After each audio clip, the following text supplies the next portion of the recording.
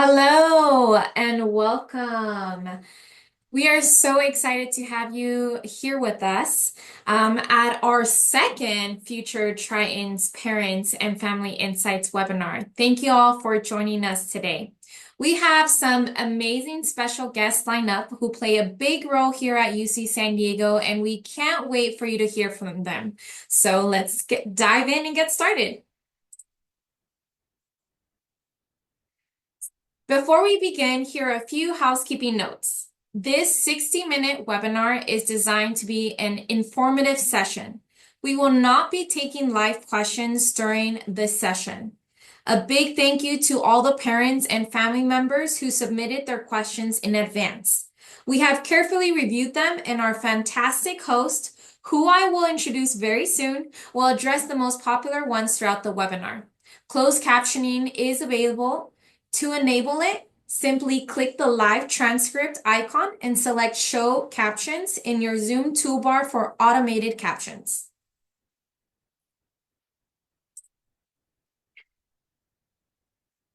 And now, with further ado, it is my great pleasure to introduce our MC for this special webinar, Jim Rollins. Jim Rollins holds the position of Associate Vice Chancellor of Enrollment Management at UC San Diego. Jim, I kick it off to you. Thank you so much, Griselda, and everyone, welcome to our webinar. As Griselda mentioned, this is our second one of these in this really exciting admission cycle that you're going through with your student. And just as we did the last time, we've tried to pick some guests today that give you a chance to hear some of the things that are on your mind. In fact, when we had our session last time, which some of you may have attended, some of the questions we got then helped us figure out who you probably most wanted to hear from this time. So I'm very fortunate to have guests this time joining us from housing and dining and hospitality, or what we call HDH, is Maliha Mahi, and she'll be our first guest today. And after we hear from Maliha, we'll be hearing from Sylvia Marquez, who is our Executive Director of Financial Aid and Scholarships, two fantastic colleagues of mine that we hope you'll enjoy hearing from. And then after that, I'm going to bring us back to some of the broader, more general things about admissions itself that we know are on your mind this time of year. So Malia, we'll go ahead and get started with you as our first guest. And thanks again for being with us today. Thank you so much, Jim. Yeah, thank you for having me. I really appreciate it. Yeah. How long have you been at UCSD? This will be 16 years for me. I've worked at HDH the entire time, so I'm familiar with our housing and its process. And I appreciate you inviting us to be here. Fantastic. Well, I know you'll have a lot of wisdom to share, and it's just great. I hope so. Why don't we start with some pretty straightforward questions? I'm sure you get a lot of these all the time. And again, some of these come from the questions our attendees may have asked. Let's just start with the fundamental question. Why should students live on campus? What are the benefits? I think, well, first I want to say I am a mother of a second year college student who's attending SDSU. And so I want to encourage all the parents, families, supporters on here that everything you're feeling is totally normal. Yeah. I went from, being very excited that my child was going to college to finding baby pictures and crying for a day. So, so it is a transformational process. And I think that's one of the benefits of living on campus is not only is it transformational to watch your child go from a child to starting to see them adulting, essentially, as we might say, but what we see here statistically, it's improved academic outcomes. So again, statistically, students are likely to earn higher grades and graduate on time due to being on campus and having access to resources here. They get to participate in learning activities, don't have to worry about commuting or coming to a study group back on campus later at night. And we think that would enhance their overall experience here. And then part of that, having access to resources and being here on campus, we hope that that helps them develop that strong sense of community. And they get to be a part of this larger global community of UC San Diego, which includes astronauts and Nobel Prize winners. So it's a great opportunity here. That's pretty cool. Now, we're now up to the point of being able to offer a guarantee for students living on campus the first 2 years for housing. Correct. Can you tell us a little bit more of that and why it's important? For sure. So we do offer a 2-year housing guarantee here at UC San Diego. I wanted to make sure that you know, or that our attendees here know, that it's not required. It's not mandatory for your student to live here, but we highly encourage, for the reasons that I've already mentioned, but also that you have that peace of mind. As a parent or supporter of a student, Some people are as young as 17 coming here, sometimes younger. So you know where your student is, the housing is safe and affordable, and knowing that your student has access to the campus resources while they're here.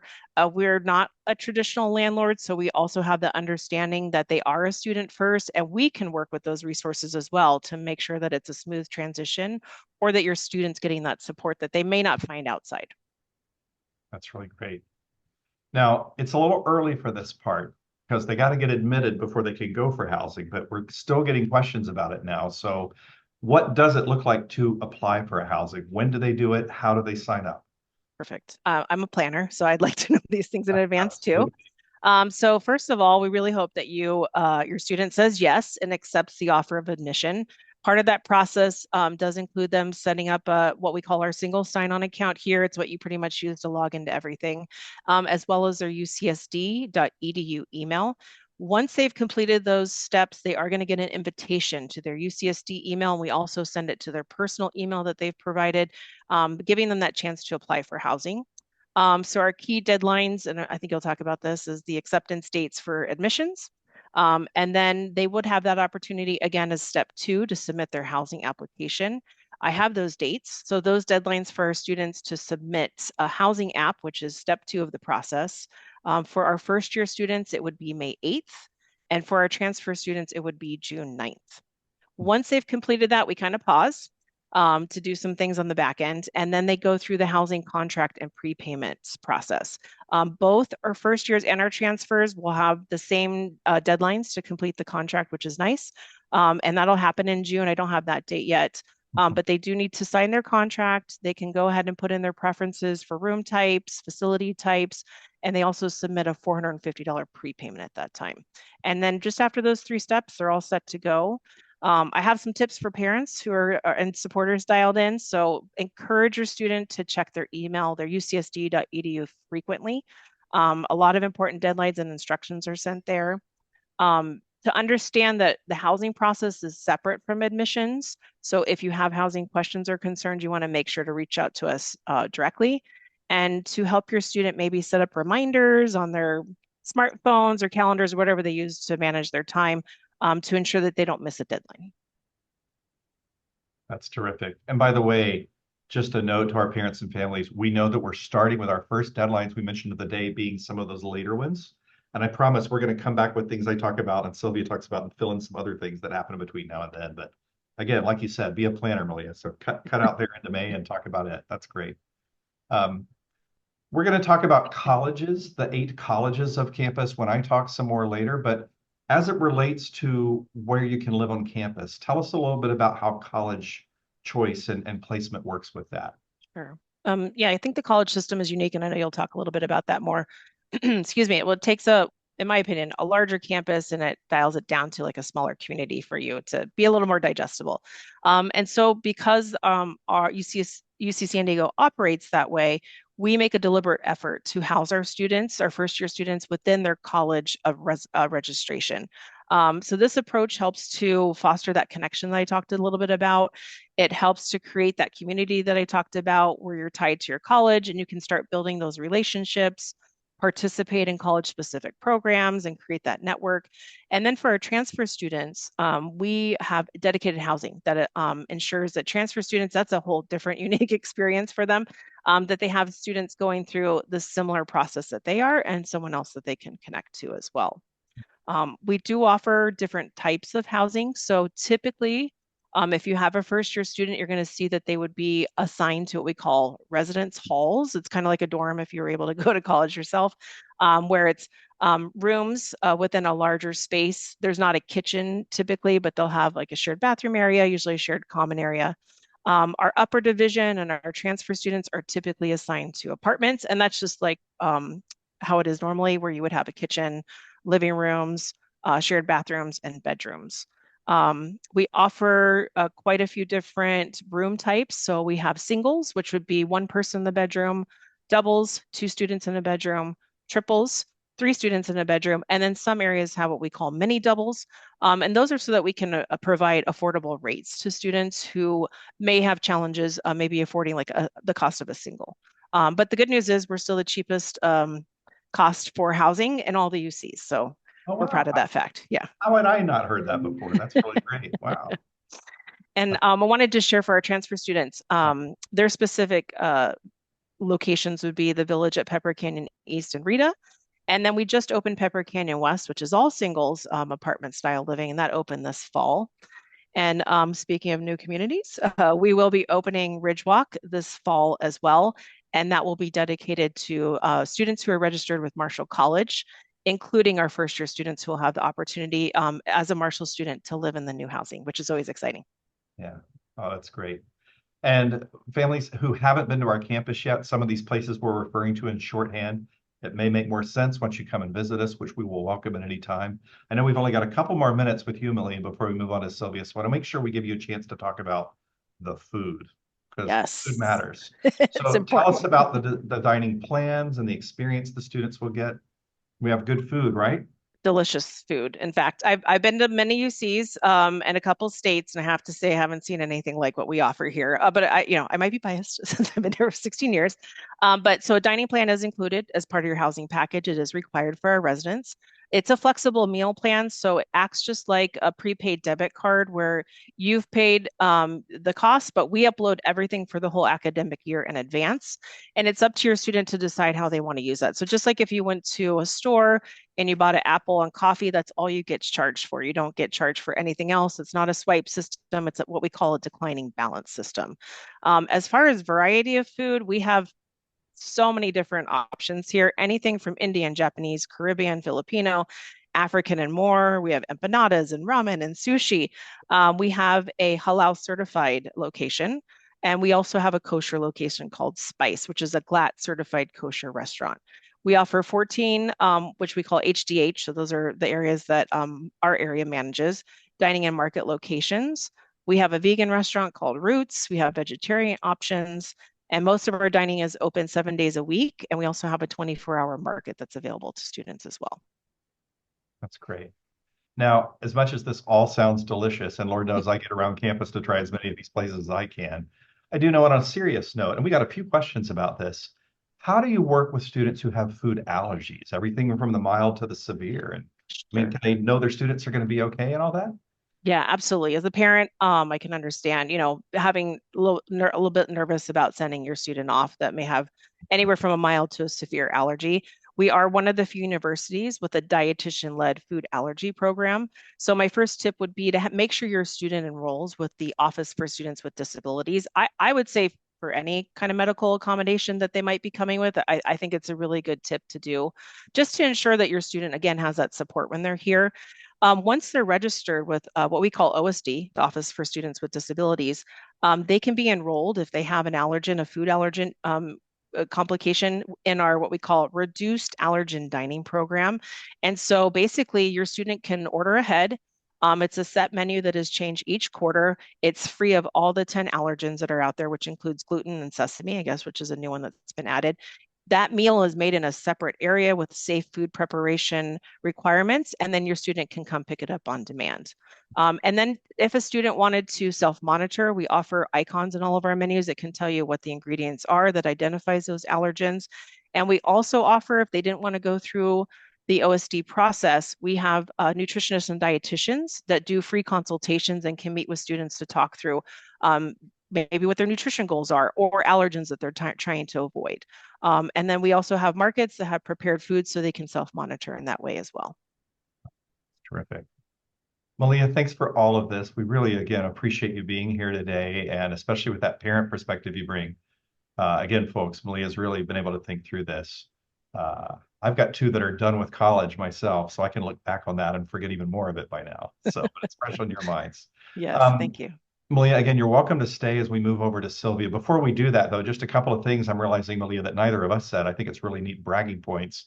One, we are, again, really, really committed to not only having housing available on this campus, because we are aware San Diego is an expensive city, Yes.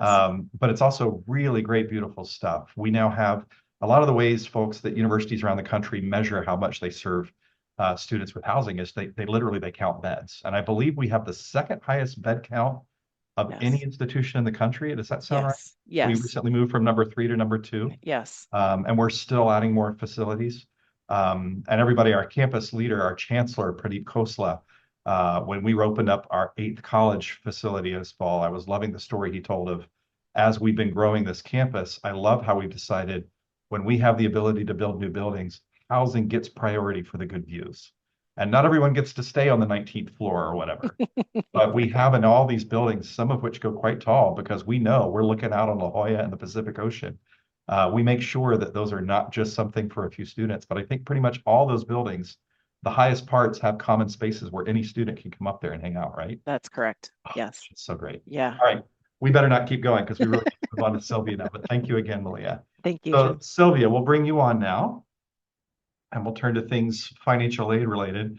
And again, I just love all the people I get to work with in this profession. Sylvia and I actually knew each other before we each came to UC San Diego. And I just really appreciate her leadership of all of our work in financial aid, not just on our campus, but within the profession and across the country. So Sylvia, I know you've got a few things to talk with us about today, and welcome again. Thank you. Thanks for having me. Yeah. We sometimes just call you financial aid, but your office is financial aid and scholarships. So Financial aid and scholarships. I shortened it for the yeah. Why don't we start with scholarships actually before we forget it in that regard? Sure. Talk to our families about, do we offer merit aid, and to who, and where can you find out information about that, or external scholarships? What do they need to know there? Yeah, that's a great question. It's always a popular question for us. So we do offer merit scholarships, and just by applying for admission, that is your scholarship application. We don't have a separate one. So we consider all of our admits for scholarships, including our merit scholarships, including our out-of-state students, and so we're considering all of those folks at the same time. What I will say about that is that we don't have as many of those as we would like. So it's just important to keep that in mind. And that selection gets harder and harder every year because we just have such outstanding students that join us at UC San Diego. So we have that. I know that's a question often for our non-resident students, right? Because the cost is higher than it would be for in-state students. And so, you know, I just want parents and students to be thinking about that, because the scholarships we offer are not going to be nearly enough to cover that entire expense. So that's always something to keep in the back of your mind, as cost is typically one of the factors in making a decision on where you want to attend. So, and then in terms of outside scholarships, so this is what I tell students and parents every year, every platform I get. Students applying for outside scholarships should be your part-time job between now and when you finish college, whatever level that is. You have to write personal insight questions as part of your application for UC. So I strongly recommend that you use those personal insight questions and just change them a bit to meet whatever the question is that the donor is asking. So you're not starting over. Definitely don't start from scratch. And in the link that was just dropped into the chat, you'll find some places to start looking for outside scholarships. And my advice is start now. Do not wait until you are admitted, because you'll have missed that whole cycle. Applications are usually scholarships for 25-26 are starting now. So start looking now and get your name in the hat. And like I said, set aside 30 minutes every month. Just put it on your calendar and start looking. This is just one place to start on our website. And the only last piece of advice about that, Jim, is I would strongly encourage that our students and parents, please, please, please do not pay anybody to find this information for you or to send you a book or a whole link of things, because everything they're sending you is free. If you have to pay to apply for a scholarship, something's wrong. Yep. Yeah. I believe the first F in FAFSA is even literally the word free. Free. Exactly. There's our hint. Yeah. Oh, that's great. Another question we've been getting a lot lately is, we can certainly look on the website, and when we talk about the cost of coming here, Sure. we have this year's costs here. Correct. But when do we think we'll have a sense of what the 25-26 school year costs? And what should we know about how that's going to appear? Yeah, that's a great question. I know there are lots of folks who are really antsy and want to see that information. So we won't be putting that information up probably until sometime in early 2025. We do have to wait until we get some sort of draft fees from the UC regents. And so we don't want to jump ahead and have incorrect estimates. So we'll wait until 2025 to put that information up. And it'll be easily visible on our website on the cost of attendance page. So just hang with us a little bit longer, but we will get it up soon. We didn't have this as a question, Sylvia, but while we're on this, I think it'd be a good time to make sure our families get to hear about the tuition stability part of our stuff. So do you think I'm saying it right if I tell everybody that the price they do get when they start here in 25, that is locked in and it won't go up anymore for, is it 6 years? It is 6 years if you're first, yeah. I mean, and that typically would apply to a first year student, right? So what that very specifically refers to, Jim, is this UC system-wide tuition and student services fees. So there are, a couple of components to the overall cost of fees, and that first component being the UC system-wide and student services fees. That's what's locked in for 6 years. Yeah, I don't know about everybody else or what you experienced, Sylvie, but I know when I went to college years ago in a different part of the country, tuition just like clockwork, it would go up a little bit every year. And I love that we can lock this in now. Yeah. And so that really works. It helps with, the predictability and the planning for students and families, right? And that's really the intent behind that. So, yeah. Yeah. All right, we're going to move on to another one of our questions now. We've had a number of prospective students and parents talk with us about veteran status or being independent of a veteran. Can you speak to how something like the Cal Vet program can be accessed and used here? Sure. There are lots of different offices that we interface with, and one of those is Veteran Services, which is part of the registrar's office. So we'll put something in the chat for you to take a look at the veterans information, but whether it's the student or the parent that is the veteran, you do have to initiate those benefits on your own and get that information sent to the registrar's office. And then they can figure out how to apply that toward the tuition and fees. What we do with that information in financial aid is it's considered a financial aid resource, right? So it's something that's being used to pay for one of the expenses within a student's cost of attendance or their overall cost. So we take that into consideration and we'll adjust other aid within the aid package to make room for those benefits. We typically see students, or we see a lot of students who might have, say, a Cal Vet benefit from a parent that is being passed on to them for tuition and fees. That student might also be eligible for a Cal grant. So you can't have both, right? Because they're both earmarked for tuition and fees. And so we have to make a decision about which one to use. And typically, I think we're using the Cal grant. Yeah. So it's just important to know that it's not necessarily just going to be on top of everything you might see in an initial estimate or aid offer. We'll have to make some adjustments. Thank you for that one, Sylvia. Of course. We need to make sure we get to your deadline part. Malia did her deadline. So what are some of the deadlines that students and families need to know related to your stuff? Yeah, absolutely. So I feel like students and families sort of need to burn this date into the back of their minds and their memory. It's usually March 2nd of the upcoming year is the deadline for the next academic year. It can change. It can shift by a day or two, depending if it falls on a weekend. So the aid applications for 25-26, that state deadline at this point in time is March 3rd, 2025.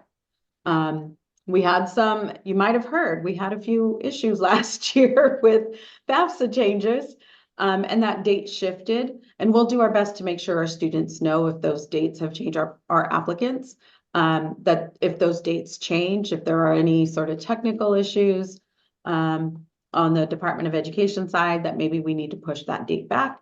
We'll certainly make that clear to folks. But right now it is March 3rd of 2025. And it's really important that you apply by that date, because that's going to give you the best shot at receiving all of the aid you might be eligible for. You, as long as you file a FAFSA, you'll be eligible for federal aid. But there are other pieces to that, including UC San Diego grants and scholarships. And so if you file after March 3rd, we may not consider you for all of those because it's limited funding. And so we want to make sure that folks are getting their applications done by that deadline so we can prioritize those students for our institutional grants and scholarships. So that applies to the FAFSA and also to the DREAM Act application. Yeah. Can I add one more little detail that I would love for Yeah. folks to remember? So when you're filling out those applications, it asks you for a school code. You need a federal school code. Number one mistake that our students and families make on their aid application, I know this sounds really funny. There are several institutions in San Diego or that have San Diego in their name. I just encourage you to slow down, make sure you're picking the right school in San Diego. We are University of California, San Diego, and our school code is 001317. And we'll make sure that that's in the chat as well if it's not already there. So just making sure you do that, because I think the first one that pops up is not UC San Diego if you put in La Jolla. Yeah. Oh, that's funny. Thank you. Yeah, funny and yet scary. I know. Yeah. One other question I wonder if I might ask you to talk about, Sylvia. I hope this is a fair question because I'm not sure how to word it. Especially knowing all the struggles that the federal folks had with the FAFSA last year. Sure. I know one of the challenges I noticed happening even more than usual last year is if somebody's having trouble with that federal form, there's some things that it might be best for them to call you about. There's other things they really do need to contact the Department of Ed about. Yeah. Do you have any general rules of thumb about how they could kind of decide, oh, it's probably this question I have, I should contact the school, or this question I have, I should try to reach the FAFSA folks? Is there a kind of that makes that that's better? a great question. That's a great question. I think if it's related to getting a federal student aid ID, if it's related to what a question means on the application, if it's an error that you're getting in the application online, I would contact the Department of Education. And same for the DREAM Act application. If you're getting some of those errors, That's true. contact the California Student Aid Commission because they can guide you through that. The things that would typically come to us, there are questions related to homelessness or unaccompanied youth, and some, it's called provisionally independent. That could be a status that students may get by completing the application.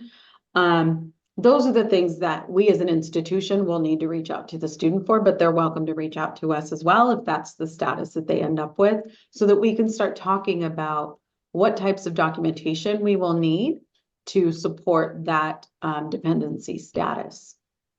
And so those are usually pretty clear in the messaging that both the department and the state put out. And, you know, worst case scenarios, you can always reach out to the schools. I would just be mindful of when that happens, right? Because we have very busy periods in our office, because we're on a cycle, a typical cycle each year. And so as we get closer to admissions decisions being released, the inquiries go through the roof. And then the same would be said for the start of the fall quarter. As we get closer and closer to the start, the longer it takes for us to be able to respond. So think about the timing of all of that. I think two other tips. One is if you're reaching out to the feds, remember that they are 3 hours ahead. So, right. And so there's a time difference because they're on Eastern time. And so I think it's always a great idea to try and call them super early in the morning. So if you're an early bird and get up at 5 or 6 in the morning, they're already open. Try then. That's always a good idea. And then the other thing for folks that are in the state of California, specifically, we have workshops that are put on by the state that we partner with called Cash for College workshops. And so folks like myself and our team are there to guide students and families through the aid application, regardless of which one they're doing. And so we're always there to be able to answer questions too. The thing I would do right now that all families can do that are going to file a FAFSA, if they haven't already done so, is get a federal student aid ID. You can go to the federal student aid ID If you go to federal student aid or FSA, .ed.gov, you can get in there and look for FSA ID, Federal Student Aid ID. That's going to be the way that students and at least one parent are going to sign the application electronically. You can do that now. You don't have to wait for the FAFSA to be open. In theory, it's going to be open in maybe 12 days on December 1st. Knock wood that everything goes well for the next cycle. So far, so good from what I'm hearing. And yeah, best case scenario, it'll be open even before that. Yeah. Oh, that's such great news. Mm-hmm. Sylvia, thanks so much. I know we can't take too much more of your time, but thanks very much for being here. And Of one course. thing I do want to touch on as we wrap up with Sylvia and move on to our next thing, you know, sometimes the answers we're giving you all are different for Mm. people living in California than some of you. I know we've got people from around the country, and I think Griselda can tell me, I think we even have a few people from abroad today. So thanks Mhm. for bearing with us sometimes. When you're a public institution like us, sometimes the answers and the aid that's available, it works a little differently. Mhm. But having said that, I'll tell everybody one more thing. If you are in California, there are a good few schools that are served to help you with financial aid by our friends at what's called CalSOAP. And that's a part of the California Student Aid Commission. And CalSOAP, their office for this part of the state, actually is a part of our leadership team in enrollment management. So we get to know them really well. But ask your school counselors if they are visited by CalSOAP staff. They can't get around to everywhere. But if you find your high school is one of those, then that's yet another expert you've got access to in this process. And we recommend that you be aware of that and see if it can help you out. Yeah. And Jim, that's exactly who we partner with for the Cash for College workshop. So Yeah, I highly absolutely. recommend connecting. Yeah. Mhm. So anyway, Sylvia, Okay. thanks again. We're going to move on to the rest of our program now. Thank you. And everyone, I'm going to be doing a little bit more of a buffet and mix of things that we've been getting here. I'll introduce myself a couple of seconds more before we dive into that. And first and foremost, we hope these programs are helpful for you. Our goal with doing these is to help alleviate stress, not add to it. And we always hope we're getting that right. Sometimes this stuff is complicated, and especially if this is your first student going off to college, and especially maybe if you didn't go to college yourself, we know it can sound intimidating. So we hope we're talking in ways that really help you out. I'll also say that especially as we switch over to this part of things and I talk about admissions, I want to be really cautious to make sure we think about ways I could answer the questions you all have sent in that are really specific to us, but are different for other universities around the country, because we know not every school does something like this, or if they did, you may not have been able to make it to it. So just know that as I tell some things here, I will sometimes talk about things that aren't us. And really, I hope that doesn't confuse things, but I just think it's important that we do some compare and contrasting for you here. But I'm going to start with talking about some things related to our deadlines for admissions, that part of the office. Again, Malia talked about some things in May and June that Sylvia worked back into March and some of those times. But let's go back to one of the core reasons we're doing this webinar when we are right now, leading up to the Thanksgiving holiday week. We're doing this partly because whether you're trying to come to us as a first year or freshman student out of high school or a transfer student, the deadlines are the same. That's not true at every institution, but for all the UC campuses, that deadline is almost always November 30th. But this year, that landed too much smack dab in the middle of the Thanksgiving weekend. So we made a decision as a set of institutions to move the deadline just for this 1 year to December 2nd, which I believe is a Tuesday. But either way, December 2nd gives you a little bit more time for the turkey to digest and still work on all those last things that need to be submitted. The California State University, or CSU system, made the same switch, by the way. We just have that one deadline. There's many institutions around the country that this time of year are talking with you about programs like early action or early decision. We don't do those at any of the UCs. I want to make that really, really clear. We don't have other deadlines. We don't prioritize based on when things come in. And I can tell you, it shows that most of our students get that, because here we are, what is it, only about 2 weeks before the deadline right now, and hardly any of the applications we're going to get, and we know we're going to get them, hardly any of them have come in yet. And I just want you to hear one of us say, that's okay. If your student's not done, don't feel like you have to push them to turn it in faster. They get no different chance of admission by turning it in last week versus on November the 30th or December the 1st, or even during the day of December 2nd. That's not the point. We want students to take their time to finish things and get them as good as they can get, and then hit that submit button. If your student is applying to multiple UC campuses, we do almost all of this in one place. So they go to a single application managed by the UC Office of the President, or UCOP, and there's a lot of the questions that are just answered once. Those of you that are watching your students fill out the Common App, it's kind of like that, but it's our own thing just because it's so complicated. And they'll need to indicate which campuses they want to be considered at. And of course, we want them to check San Diego. And once they do that, that's going to prompt them to get just a couple of questions that are related to just our campus. And Santa Cruz or Irvine or Berkeley, they could also have their own questions in that part. But it won't even ask you those, and it won't send your materials to us unless the student picks the right campus. So that's really important.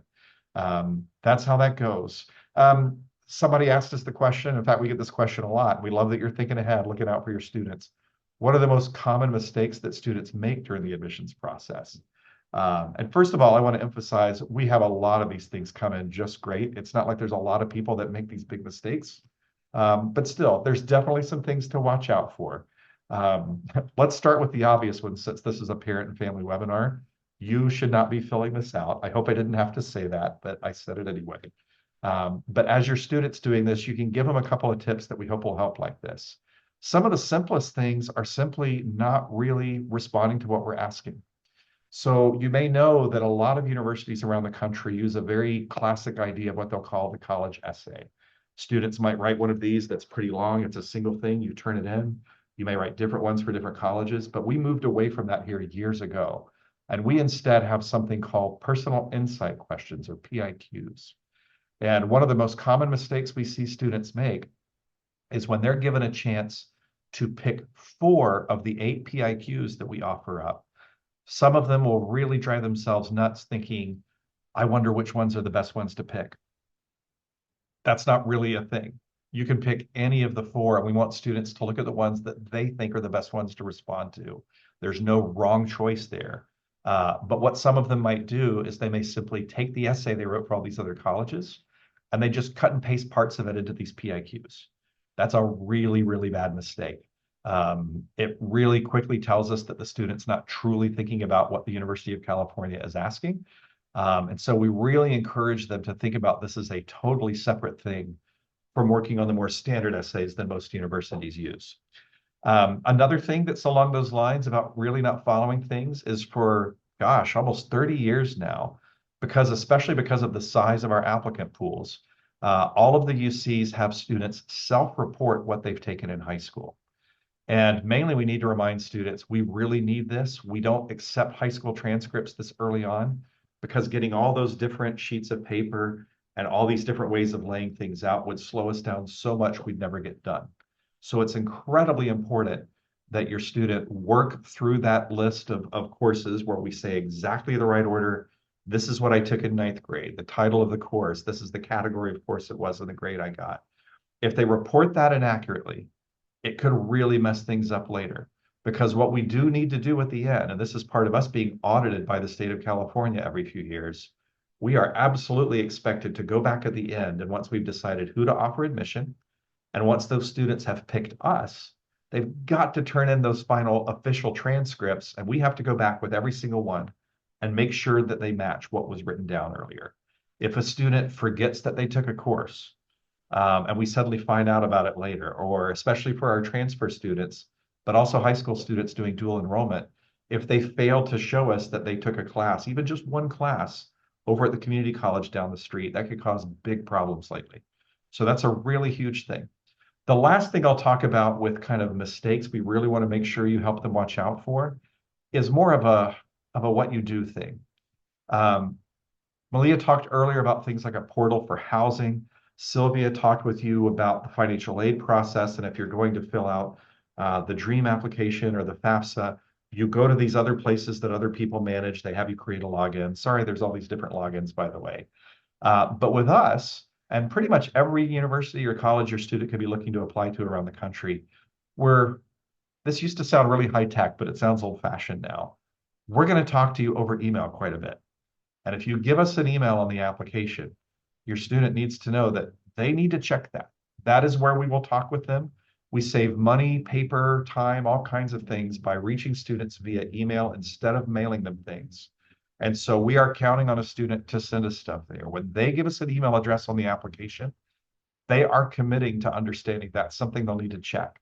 If we say we really need something that we're missing, or we say you're almost out of time to do this, that's what they need to check and do.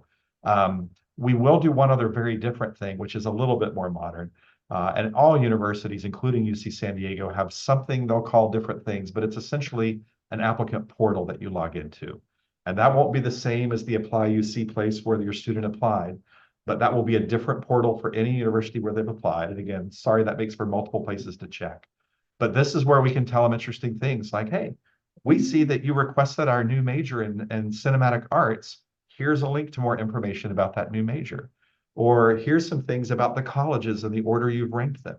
And a really cool thing in our portal, and I'll come back to this at the end, even though our deadline is December 2nd, that is not your student's deadline for finalizing their answers to how they rank order our colleges for their order of preference. And it's not their deadline for saying what their first and second choice majors are. So I'll come back to that at the end. But please, please, please have your students know that the email is a big deal. And if for some reason they give us a typo, we won't know it. But they really just need to make sure that email address is a valid one that they are checking. Okay, a couple more things, and then we're going to move off of this into a few other categories. We've gotten a few questions about the SAT and the ACT, and I think most of you all are aware that we and many schools on the West Coast, including all of the UCs and Cal States, have become not just test optional, which is a phrase you may hear a lot around the country, but we're actually a step further, and we refer to ourselves as test free. So that's definitely continuing to be the case this year. I think it's our third or maybe fourth year not using test scores in our admissions process whatsoever. So even if you did well on the test, just need to let you know, sorry, we're not going to be looking at that. But we also even got a question for a family member looking ahead, and they were wondering, well, it's not required this year, I heard, but what about next year? And even if you've got an 11th or 10th or 9th grader in your family, we're not planning on changing this. There is no discussion right now. That would be decided by our Board of Regents, we call them, at the system level. We are test-free. We're happy to be test-free, and we're going to stay that way until further notice. One last thing I'll say about what's in our application or not. Not only do we not use test scores, but we also don't use rec letters or recommendation letters. So even if your student got a really nice one from a teacher and we know they'll be able to put that to use in other places, we don't use those here. So I just wanted to mention that. Okay. I want to shift gears a little bit now because like we talked about when Malia was telling you about housing, we've got several questions from everybody about that wonderfully unusual system of 8 colleges we have here. And so I want to talk about a few other aspects of that she didn't. So we're not going to try to go into depth, but I'll bet Griselda will be able to put a link in the chat here. And by the way, she is just nailing it with all these links in here. So just Griselda, thank you for all of this. We'll give you all a great link that lets you go explore the 8 colleges. Maybe look over your student's shoulder when they check this out sometime. We often find that people, first of all, have never heard of this anywhere else. It is a very unusual thing. We're one of the only schools I really know of in the US that does this with this mindset. I think of Rice University in Houston as being another place that does this. And mainly it really comes from a tradition that goes all the way back to the United Kingdom and England. Oxford and Cambridge have done this for centuries. I recently learned that University of Toronto in Canada does this. Thank you for that link, Griselda. But these colleges, there's a few things there are and a few things I want to make sure you all understand they aren't. First of all, we find, especially for Harry Potter fans out there, a lot of people get it once we say it's kind of like Hogwarts. Whatever, you're all at Hogwarts, but you get to belong to a house to have that kind of smaller community. If you're really into Hogwarts, though, you're maybe thinking you could make the joke, I don't want to wind up in Slytherin. Well, the good news is that's not it here. It's not like there's good colleges and bad colleges. We really have built these with a variety of themes and focuses so that there's a good fit for everybody. And there's no one college that's the one right one for you. We can't give everyone their first choice. And honestly, we know a good few of our students don't have a strong choice. But we always ask students to list the 8 colleges in their order of preference. And I don't know about you all, but it immediately sounds hard to me to think, well, once I get past the first few, how do I really sort out what's my 6th choice or my 8th choice? Believe me. And we rarely ever need those, but we just want to make sure we put all 8 colleges in front of your student for them to see that.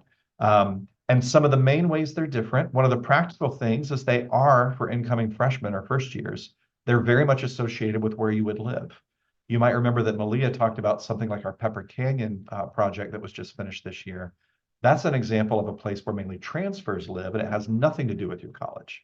But especially for our first year students, it's very likely that they'll be living in a building that's part of one of these colleges, which are also physical communities around our campus. We really want to make sure that the colleges aren't about certain majors, but what they do have is broader themes. And if you go to that link that Griselda gave you, you can see that they'll talk about the themes about what they focus on or what their students tend to be most passionate about in a way that relates to a few classes you'll take in your first few years, likely related to the writing component of our general ed requirements.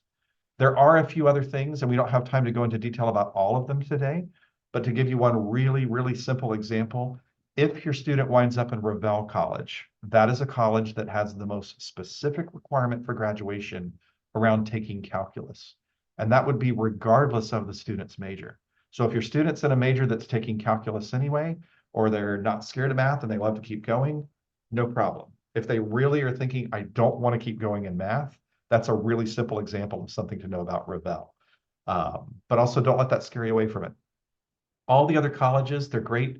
We've added colleges as we've grown, and we've always had the goal as a campus to make sure that even as we grow, each college, between its new students, its continuing students, you know, the juniors, sophomores, all that, we don't have more than about 4,000 per college, and that's the math we're able to maintain. And so that's how that'll kind of work out together. Couple of quick things also related to the colleges. They are all about the same size. Somebody asked the question, are some of them more impacted than others? Some of you that may not have heard that word before, I think our person that submitted that, they were thinking about some of them having more demand than others. Sure, some of them are probably more popular than others, and it varies from year to year for sometimes things we can't figure out why. But it has no impact on your student's chance of admission whatsoever. It's just a way for us to help students understand this isn't just where you live. It's also about how your gen eds work. It's about understanding the community and some things about how those courses will work. And then once we decide who to admit, we allocate spaces out and see how that works. And it's always a little bit of a nervous moment for us because we're trying to make sure all the colleges end up exactly the same size. And it usually works pretty well, believe it or not. If you join one of these colleges, it doesn't mean you have to worry about FOMO of, you know, not being able to take part in activities in another one. Students still interact with each other all the time, but it's your home base. It's where you're going to have some of your main academic advising and some of your other services so that you simply don't have to walk all the way across campus. You will have some dining options right there, some things that are very close. But we really don't want it to be a way in which you feel like you only get to know 1/8 of the campus or 1/8 of the students. So that's a few more things about colleges. Okay, let's move on from that into the majors. And I talked about those a little bit before. Again, both the listing of the majors and the ranking of the colleges are things that need to be provided when you apply or when your student applies in the next few weeks. But this is the one part of it that they can go back and change after they apply.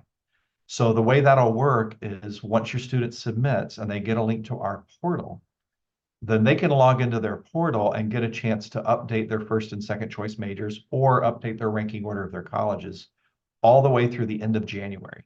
Quite a bit, right? And a lot of students don't change it, but we just always want to make sure you know you can. One of the very practical reasons I mention this is to really drive home the point that for students coming out of high school, we are not going to consider your major when we review your file for holistic admissions. And what I mean by that is when we're looking at students coming out of high school, we do want to make sure we understand what you want to study because we have different amounts of space for different majors.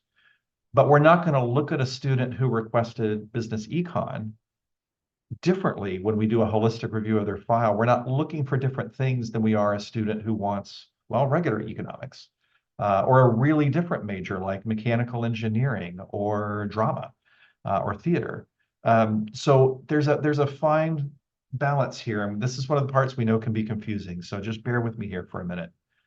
When a student picks their major, in most cases, it will have no chance, it'll have no bearing on their admission coming out of high school. it will have a lot of bearing on their admission as a transfer student. So that's a split for us to make here. So first of all, let me talk about transfers because we haven't talked about them much. And by the way, transfers, we know in some cases it may be the student on this webinar, and you're welcome to be here too, even if we've been focusing this on parents and families. But transfers, we even have the additional step of what we call major prep or major preparation. And I highly, highly emphasize that transfer students should first see if their major has a major prep requirement. And what that means is there is a very specific list of classes we need that transfer to have done to even be eligible to come here. And a lot of it has to do with the fact that we're in such demand that we need to make sure that a student who gets in here as a transfer can get out in 2 years. And so you could even have a stellar GPA at your local community college, but if you are short of the major prep for that major, that's already probably the end of the road right there for a transfer student. So I hate to scare people, but on the other hand, would rather tell you this now than in February, when it's too late to go back and change things. For transfers, and then I'll say how this works for first years in a second. If you have a second major that you think you would be happy with here, and for which you're sure you meet the major prep, and you're sure it's a good match, this is one of the several reasons we encourage students to put something in the second major blank. Not every UC campus uses your second choice major the same way, but here at our campus, we've chosen to make pretty robust use of it. The main majors that are hardest to get into are typically in our Jacobs School of Engineering. It's not just those, but it's mainly those. And so especially for students wanting one of the engineering related majors, we strongly encourage you to have a second choice major. Or if that's absolutely the one thing you want to come here to do, don't put a second major down, because if we admit you to that alternate major, for a few of those majors, and I really do just mean about 3 or 4 of them on a campus that has 160 different majors. But for that small list of majors, one example of which is computer science and engineering, we also can't have you get here and then suddenly say, oh, just kidding, I wanted that major instead. It doesn't work that way, sorry. So that's for the transfers. On the first year side, it's different though. Coming out of high school, we know you're still thinking about what you want to major in, and we want to have more latitude there. But I will tell you that we and most all of the other UC campuses around the system over the last few years have had to, again, with a very small subset of our majors, realize that we need to make sure we don't admit a bunch of students and not give them what they want if that's truly the only thing they want. So kind of like I said for transfers, if your student is coming out of high school, if they have a second choice major that's different from one of those very small list of ones that are the most competitive, and we'll call those selective majors here on our website, by the way. If they don't list a second major, that's okay, but it may actually have an impact on their chances of admission. But again, as with our transfers, with some of those majors, if we admit a student but give them their second choice major, we really encourage you to then have your student look into the latest on that, about whether that department really tends to take many students who switch majors later on. Because even if they do, they might have some rules about when and how that works. That is easily the most complicated thing we're talking about today, so I didn't want to make that to the very end.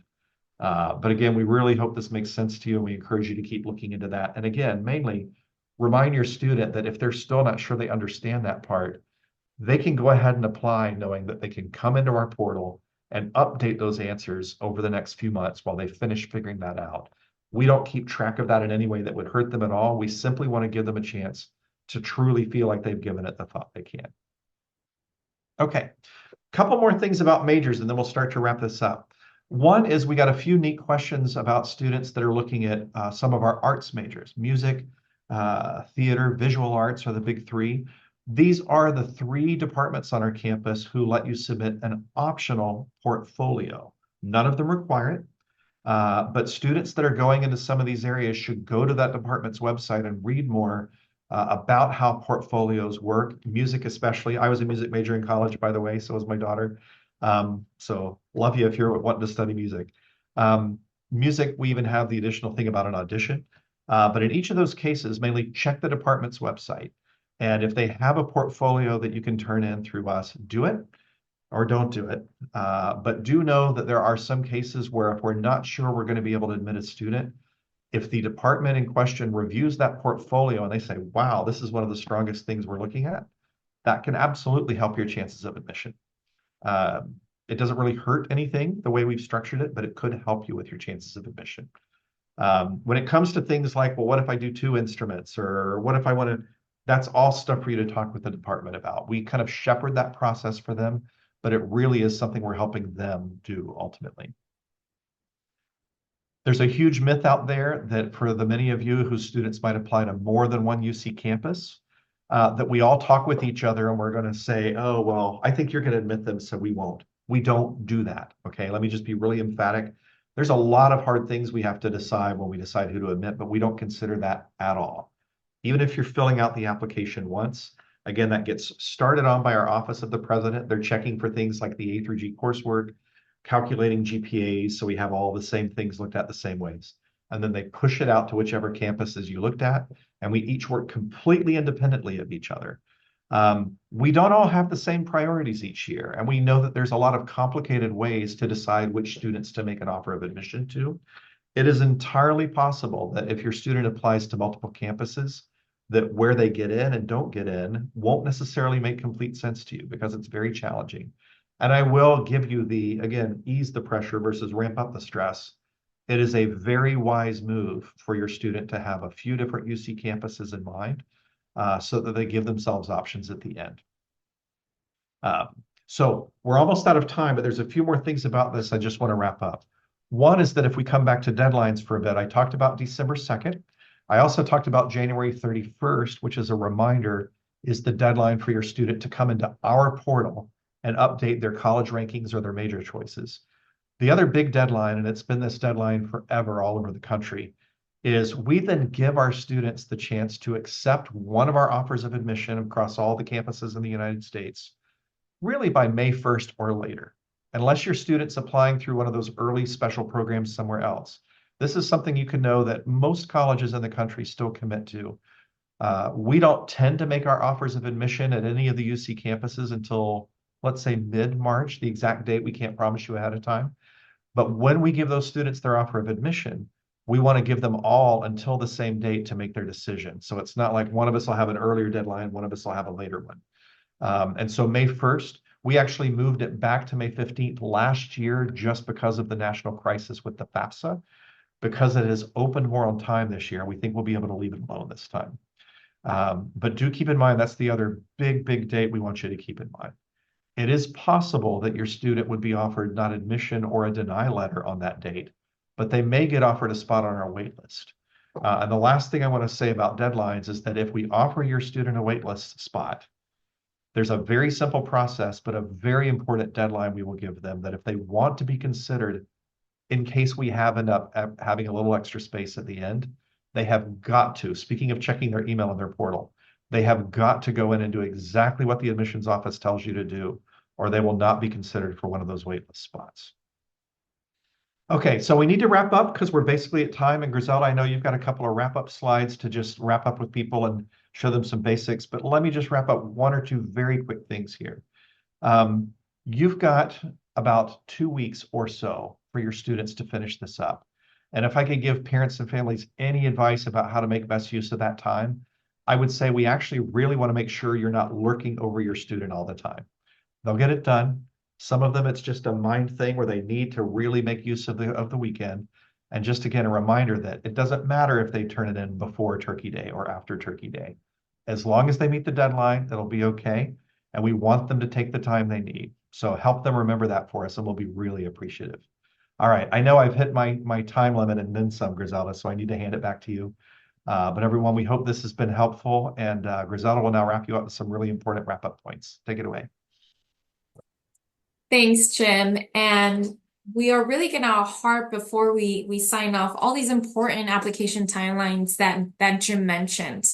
So for all of you who are parents or any guidance for any students, again, we do encourage all of them to apply to any or all 9 undergraduate campuses within the UC system. The submission period, as Jim has mentioned, period runs from October 1st to December 2nd for fall cycle 2025 only.